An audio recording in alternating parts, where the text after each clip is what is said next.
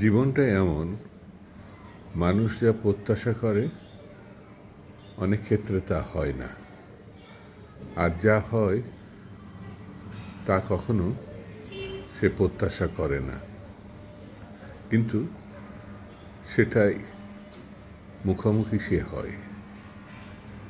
জীবনটা সবসময় সোজা পথে স্বাভাবিকভাবে এগিয়ে যায় এমনটাও না। সেই জন্যে মানুষের সব কিছুর জন্যে প্রস্তুত থাকা ভালো। যেমন এই দেখেন না, কখন বৃষ্টি, কখন রোদ, কখন প্রত্যাশিত উজ্জ্বল আকাশ, এমনটা তো ভাবলেই হয় না। ঠিক তেমনি দেশটাও সেইভাবে এগোবে তা নাও হতে পারে, ঠিক না?